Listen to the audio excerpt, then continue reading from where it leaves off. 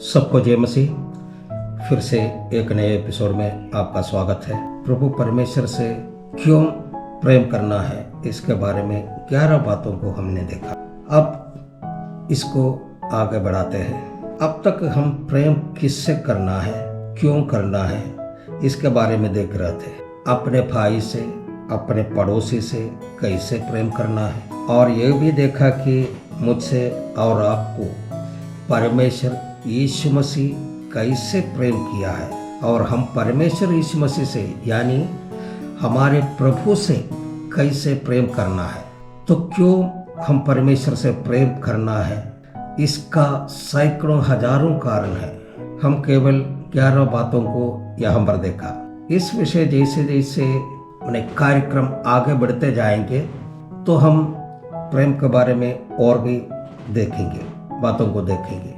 अभी हम ये देखने जा रहे हैं कि अगर हम परमेश्वर से प्रेम नहीं करते हैं, नहीं रखेंगे, तो क्या होगा? श्रापित हो जाएंगे। एक वचन को हम पढ़ते हैं, पहला कुरिन्थियों का किताब का 16वां आयत, उसका 21वां वचन। वहाँ पर ऐसे लिखा है, मुझ पौलुस का अपने हाथ का लिखा हुआ नमस्कार। यदि कोई प्रभु से प्रेम ना रखे तो वो श्रापित हो। अब हम श्राप के बारे में देखेंगे। श्राप आने का हजारों कारण है, उसमें से केवल कुछ बातों को यहाँ आपको बताएंगे। उसके लिए पहले एक वचन को पढ़ेंगे, यिर्मयाह का किताब का 11 का 2 और 3 वचन। इस वाचा के वचन सुनो और यहूदा के पुरुषों और यरूशलेम के रहने वालों से कहो, उनसे कहो, इस्राएल का परमेश्वर यहोवा यूं कहता है, श्रापित है वो जो मनुष्य जो इस वाचा का वचन न माने। हमारा पवित्र वचन का, पवित्र बाइबल का वचन को न मानने वाला श्रापित है।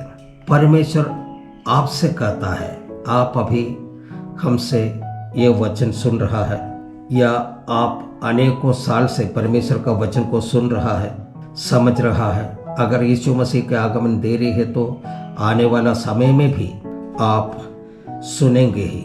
लेकिन केवल सुनना, समझना ही नहीं, बल्कि इस वाचा के वचन न माने तो न मानने वाला सारे लोग श्रापित हो जाएंगे। और इसको विस्तार से कहने की जरूरत भी नहीं है। सीधे शब्द में बोलेंगे तो ये हमारा हाथ में रखा हुआ बाइबल के वचन को अगर नहीं मानेंगे तो वो श्रापित है। कलीसिया में आया, गीत गाया, ताली बजाया, आराधना किया, वचन सुना, दान दिया, हाथ मिलाया, चले गए। ये सब अच्छा है। किसके लिए? पास्टर के लिए, कलीसिया के लिए। लेकिन उद्धार का वचन सुनने के बाद आप स्वयं उस वचन को नहीं मानेंगे तो, या उसका अनुसरण नहीं करेंगे तो, या उद्धार नहीं पाएंगे तो श्रापित व्यक्ति हो जाएंगे। पानी में डूबकर बपतिस्मा के बारे में सुनने के बाद अगर आप पानी में डूबकर बपतिस्मा अगर नहीं लेते हैं, आप श्रापित व्यक्ति हो जाएंगे। पवित्र आत्मा का दान जो परमेश्वर की ओर से है, उसका वांछा अगर आप नहीं रखते हैं तो आप श्रापित है। मेरा इच्छा है कि मुझसे सुनने वाला कोई भी व्यक्ति श्रापित ना हो, बल्कि परमेश्वर का अनुग्रह में बढ़ते जाओ। आपका श्राप हटाने का तरीका है परमेश्वर का वचन का अनुसरण करना। एक वचन और हम पढ़ते हैं, यिर्मयाह 17वां आयत का 5वां वचन। यहोवा यूं कहता है, श्रापित है वो पुरुष जो मनुष्य पर भरोसा रखता है और उसका सहारा लेता है, जिसका मन यहोवा से भटक जाता है।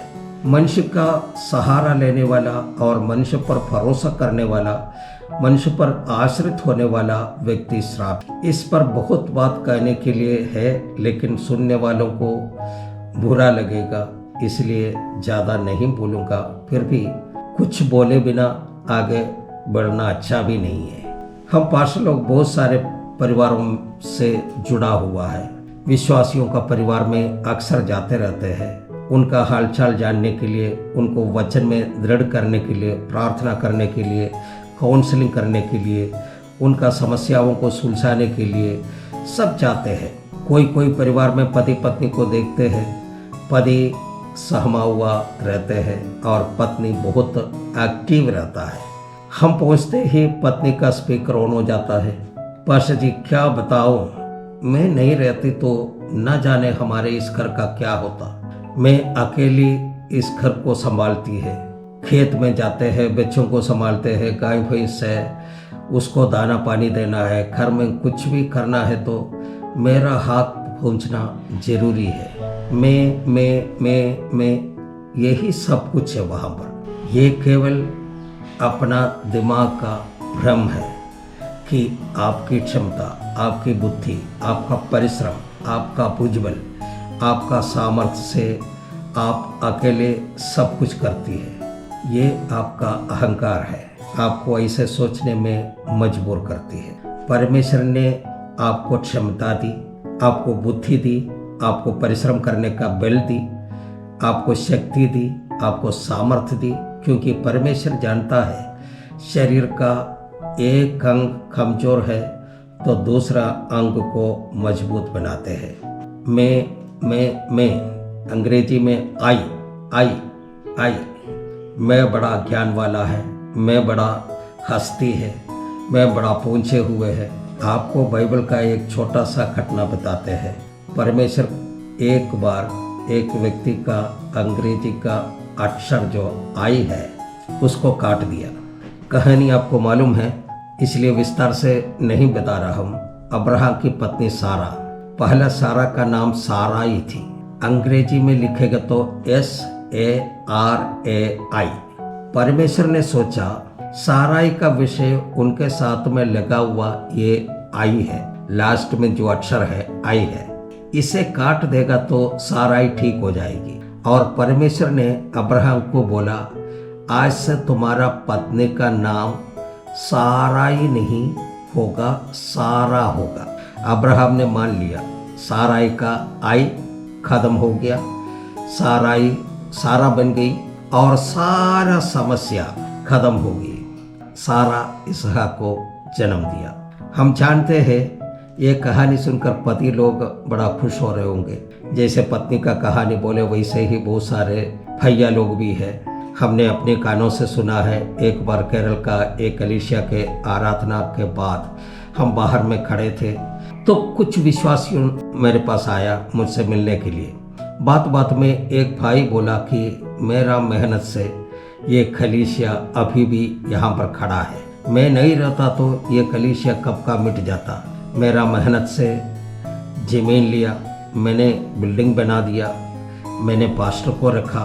मैं अरे मूर्ख, कलीसिया परमेश्वर का है, तो परमेश्वर का हाथ का एक औजार मात्र है।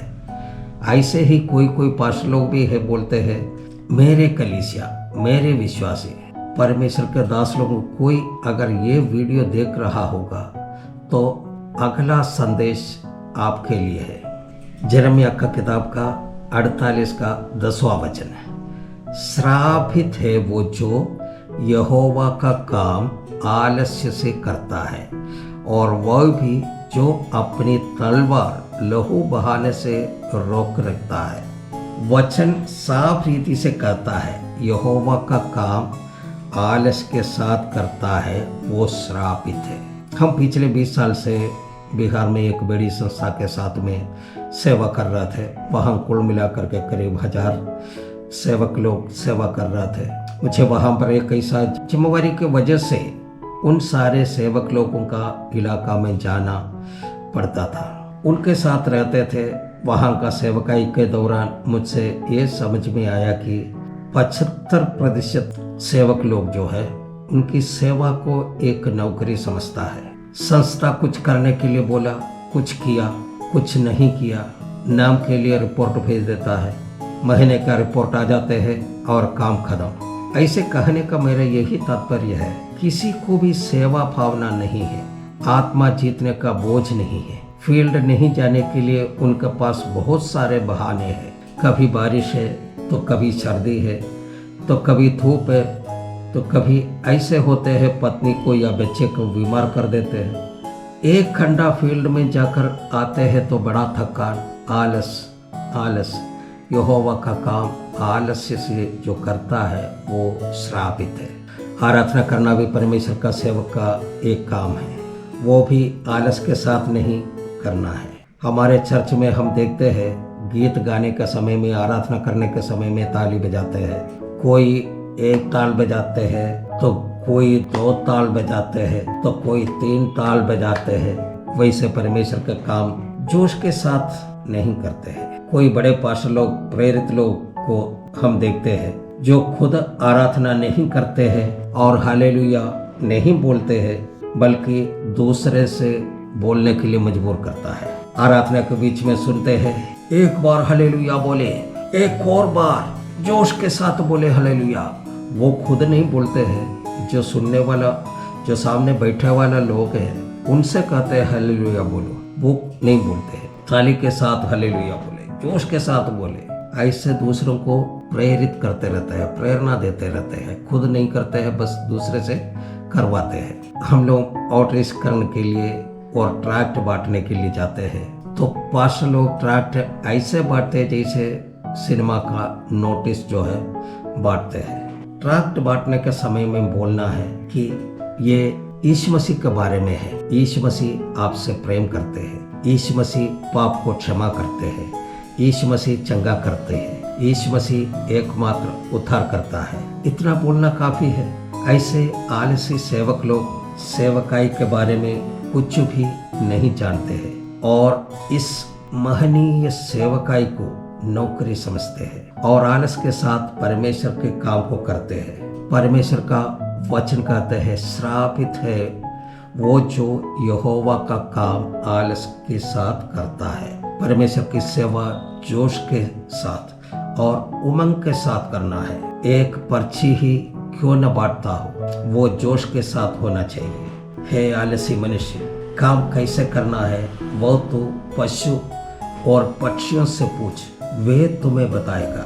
1-2 वचन पढ़ करके सुनाना चाहते हैं जो अय्यूब का किताब से है। अय्यूब का किताब 12वां अध्याय 7 और 8। पशुओं से तू पूछ और वे तुझे दिखाएंगे, और आकाश के पक्षियों से और वे तुझे बता देंगे। पृथ्वी पर ध्यान दे, तब उससे तुझे शिक्षा मिलेगी, और समुद्र की मछलियां भी तुझसे वर्णन करेगी। हमें आकाश में, पृथ्वी में, जल में रहने वाले चराचरों से बहुत कुछ सीखने को मिलता है। कुछ उदाहरण हम यहाँ पर बता देना चाहते। अभी यहीं पर बात बंद करते हैं, अगला एपिसोड में बाकी बताएंगे। तब तक के लिए धन्यवाद। जय मसीह।